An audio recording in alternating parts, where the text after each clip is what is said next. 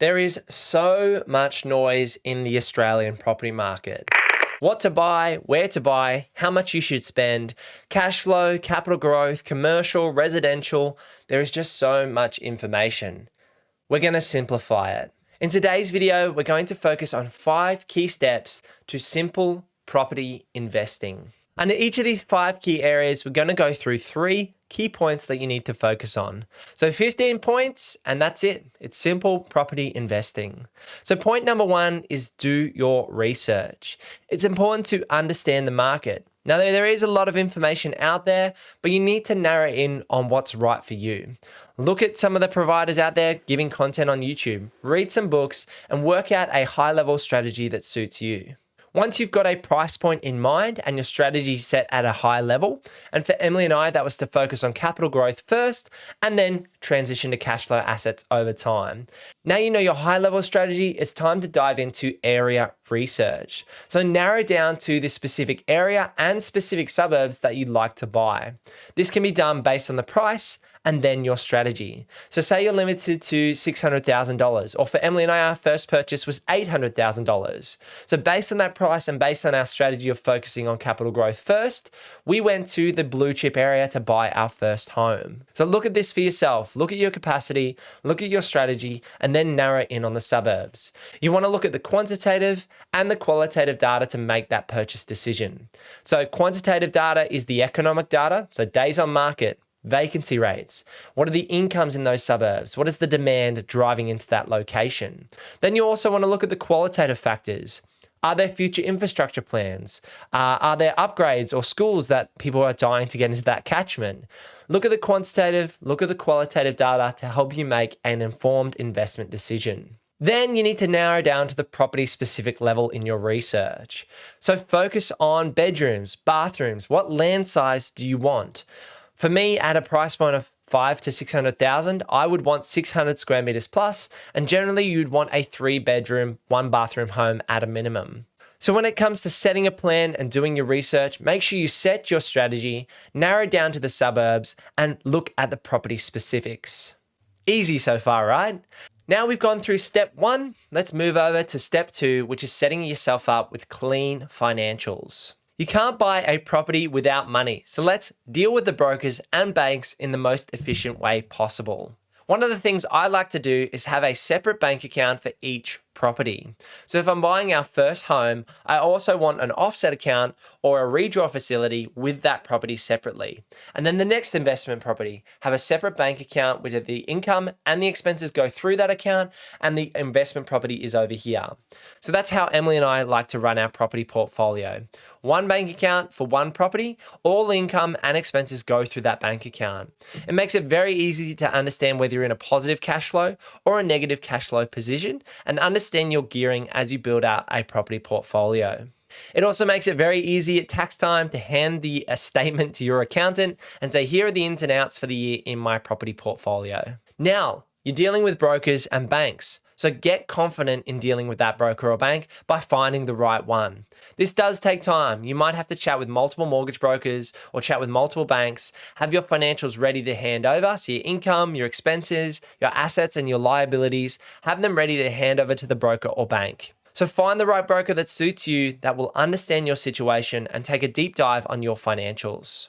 The third point is to understand which structure you want to buy in. Generally, most Aussies are going to be fine buying in a personal name to begin with. It's far simpler, and again, this video is simple property investing. And so unless you're getting complex, you've got business structures, generally you're going to be buying in personal names first. And then once you're hitting land tax thresholds and things are starting to get a lot larger, that's when you transition to trust structures and company structures.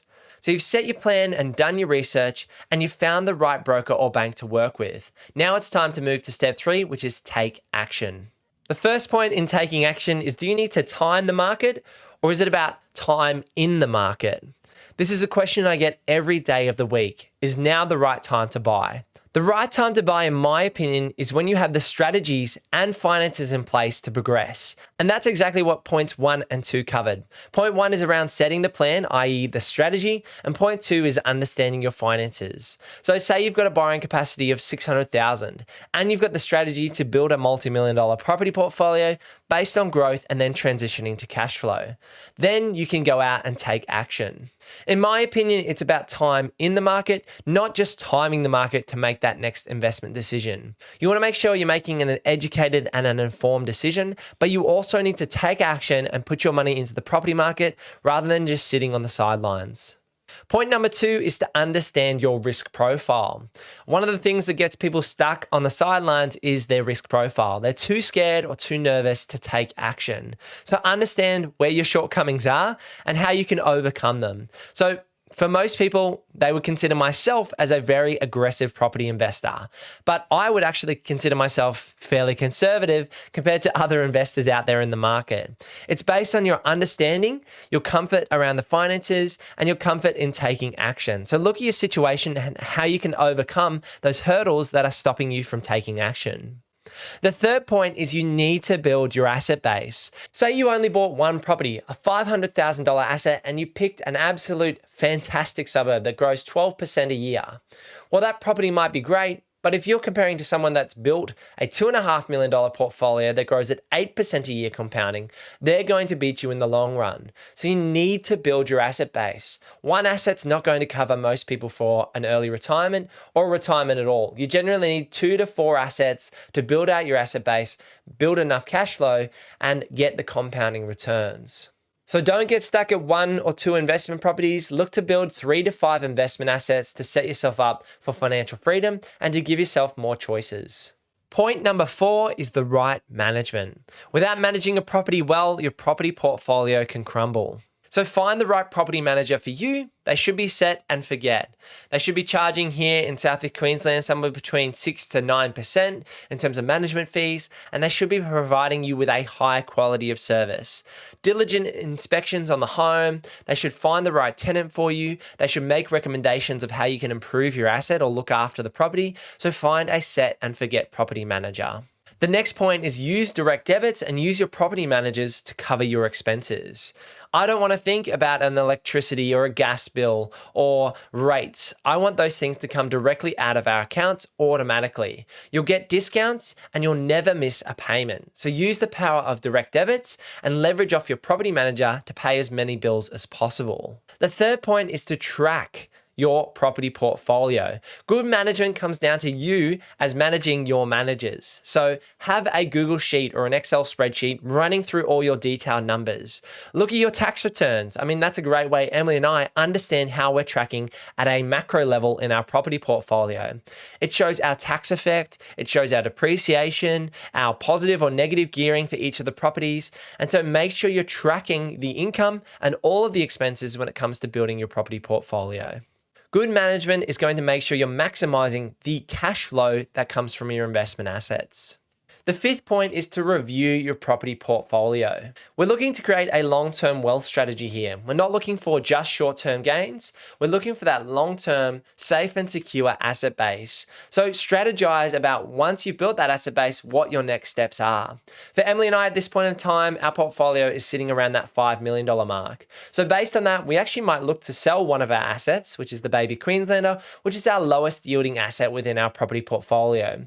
The reason is we want to pay down some debt and potentially look at going again and buying a motel or buying another unit block that we could turn into an Airbnb to create more of a business and to boost our cash flow. We've gone through our growth phase and now we're moving into that consolidation and cash flow phase. You need to make informed decisions, so stay up to date with the market, listen to property commentators, read books. If you want to be the best, you need to understand the market and understand what's right for you. You then need to have a view of the long-term vision. Why are you doing this? Simple property investing is about building your asset base and taking clear steps to work towards your goal. So what is the vision at the end of the day?